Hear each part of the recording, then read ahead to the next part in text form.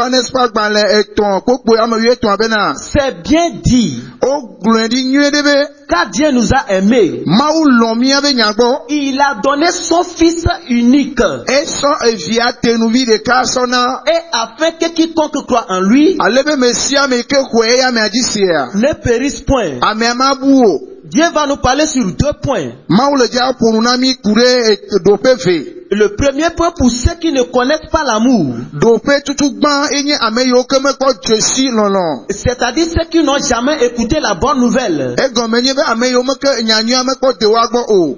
Parce qu'il y a certaines personnes aujourd'hui, E labe amado le egbea. ils ne servent pas Dieu. O me subo na maou o. Ils n'adorent pas Dieu. O me se na maou o. Et même quand on parle de Jésus-Christ, Eye ne o glombe o kufonu kure Kristo be nyantia. ils n'ont même pas aucune idée. O me do so sudeke o. Eux autres, leur objectif, Eye ame gbogboro a. c'est d'être riches, Wabe susu enye be akpochi. développer leur projet E wabe ajono adenuko. pour devenir une grande personne, Alo no wabanye ame gandeke. pour être reconnu par le monde. Ne wanye wa jesi oto hiye ko ne aji. Mais jamais ne pense jamais comment adorer Dieu. Voilà au moins sousone ale ke wate ma subo ma o. Moi, je dis que ce n'est pas de leur faute.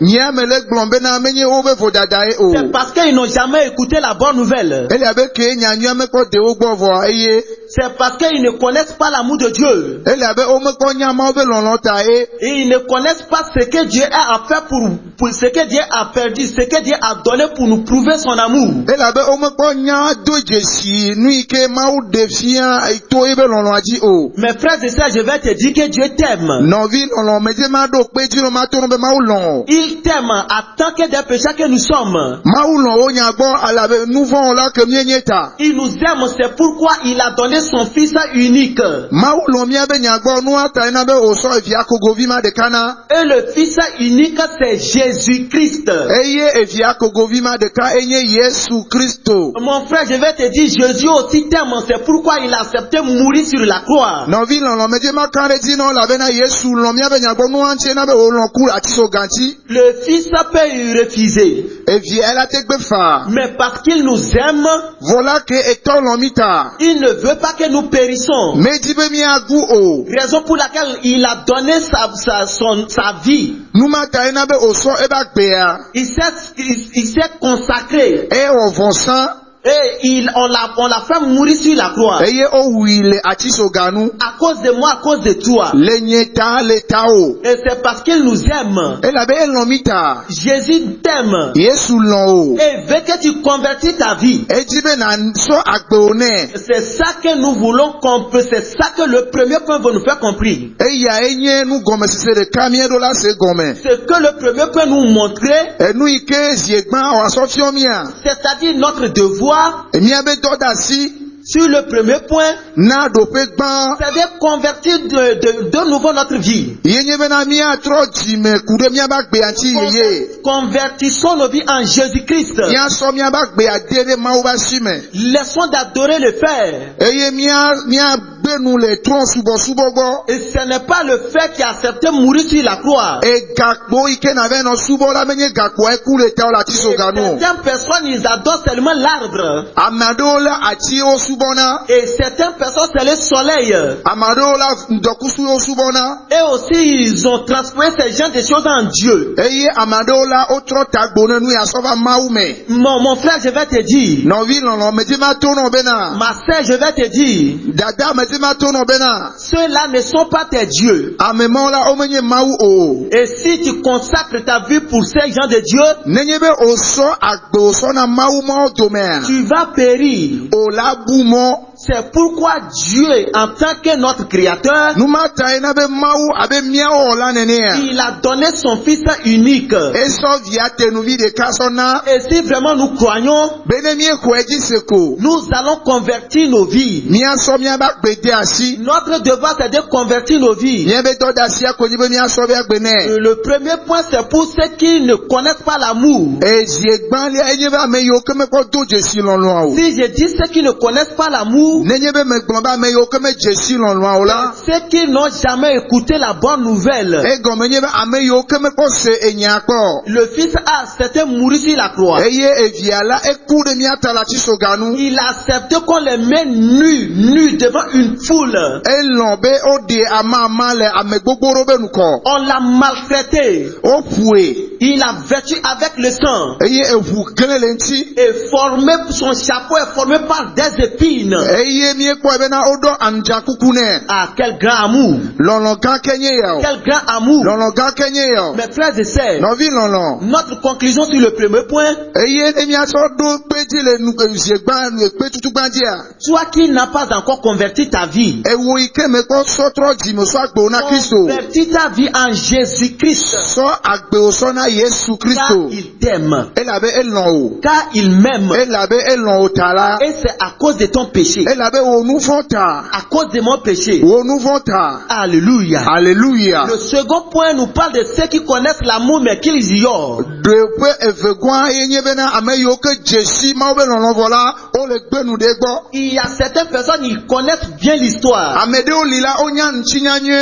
Il y a certaines personnes, ils connaissent l'amour de Dieu. Amado lila o do jesi ma obe lon nye. Comment Jésus est mouru sur la croix. Ale ke Yesu kula ti soganu. Comment il a souffert. Ale ke o duaya. Ah, mon frère, Novi. il y a certaines personnes, ils connaissent. Amado o do jesi. Et qu'est-ce que Dieu veut nous montrer là-bas? Nou ke ma o dibe ya fiami le tepe ya o. Dieu veut nous dire de nous repentir. Ma o dibe ya tono be mi atro jime. Parce qu'on connaît déjà. Elle avait mis jesi vo. On a déjà fait le premier pas, c'est-à-dire convertir nos vies. Elle avait na mi o afode de gbanto ikenye jime to tro vo. On a déjà commencé à adorer Dieu. Elle avait mis jema subo gomeho. Jusqu'à ce que même on a des postes dans l'église. Va sede kaka mi dasi ne be mi do pe o mi do posi o le ha o be. On dit je suis choriste.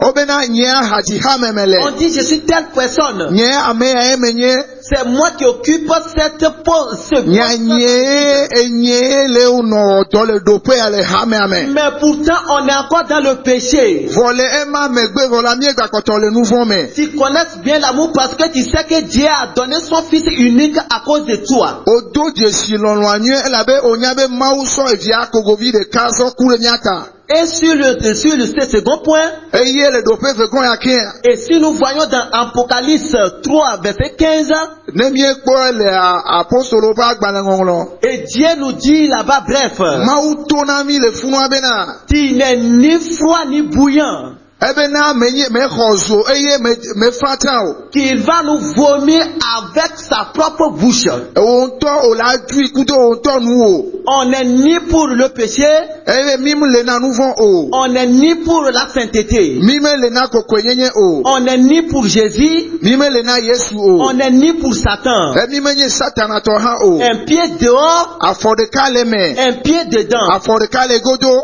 Dieu nous dit si nous ne repentons pas, Maule tonami ne mi me troji moa. qu'il va nous vomir de sa propre bouche. Ebe yengi to ya jumi kudo ebenu. Mes frères bien-aimés en Christ, Novi lono le Kristo me.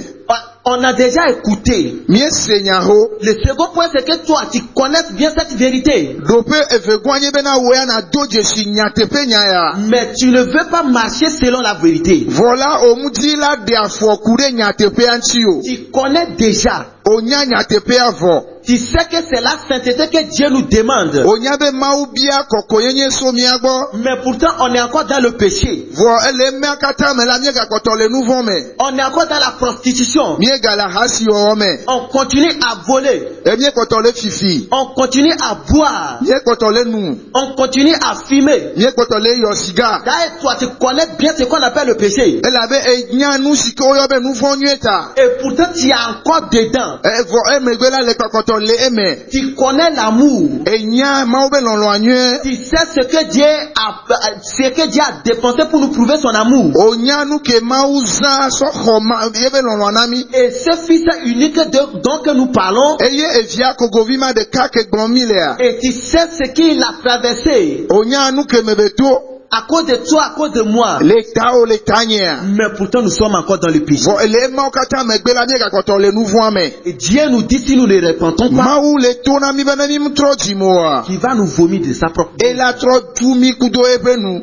Mes frères, quel est notre devoir dans les 2 points? Nɔvi nye nyabe dɔda si ke wònye na mi le ɖoƒe veawo dzi o. Le premier point, c'est de convertir nos vies de nouveau. Ɖoƒe gbãtɔa enye be na miatrɔ dzime na miagbɔ gadzi. Et le deuxième point, nous qui connaissons déjà c'est Jésus-Christ, de nous repentir. Ɖoƒe evegɔa nye be na miame yiwo ke miedo dzesi Mawu mavɔ la miawɔ dzimetɔtrɔ vavã. Mes frères bien-aimés, Nɔvi lɔlɔ. Dieu nous aime. Mawu lɔ miabe nya gbɔ. Dieu m'aime. Mawu lɔ nyawo gbɔ. Et Dieu t'aime. Eye Mawu galɔ nyawo gbɔ. Repentons-nous Miatrɔ dzime. et nous verrons sa gloire. Eye miakpɔ eƒe Et pour ŋutikɔkɔe. que nous serons plus jugés. Ale bena womadrɔ ʋɔnu mi o. Car la Bible nous a encore dit, Elabe Biblia gblɔ na mi nyuie. ce fils n'est pas venu pour nous juger. Be evia meva bena yeadrɔ ʋɔnu mi o. Mais quiconque ne croit pas en lui, Ame sia ame ke mexɔ edzi si o la, il est déjà jugé. edrɔe ʋɔnu xoxo. Avant de dire que tu crois sur quelqu'un, Kafi ne agblɔ bena yeka ɖe ame ɖe dzia, il faut que tu respectes ses paroles. oɖo la bu ebe nya ŋuti. Il faut que tu sois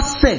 Oɖo la nye kɔkɔetɔ na ebe nya. Il faut que tu marches selon sa volonté. Oɖo la zɔ le eƒe lɔlɔa nu. Mes frères bien-aimés, Nɔvi lɔlɔ. Dieu nous demande encore, Mawu gabia mi ke be. nous, les gens, ceux qui n'ont pas encore converti, Míame yiwo meke trɔ dzime vavãtɔa. de convertir nos vies. Míatrɔ dzime na míabe agbe. Servons Dieu. Míasubɔ Mawu. Servons Jésus. Míasubɔ Yesu. Jésus nous aime. Mawu lɔ míabe nya gbɔ. Repentons-nous aussi Míatrɔ dzime ke. pour que Dieu ne nous vomisse pas Ale be ne Mawu megadu mi o. avec sa propre bouche. Kudo ebe nu o. Alléluia. Alléluia.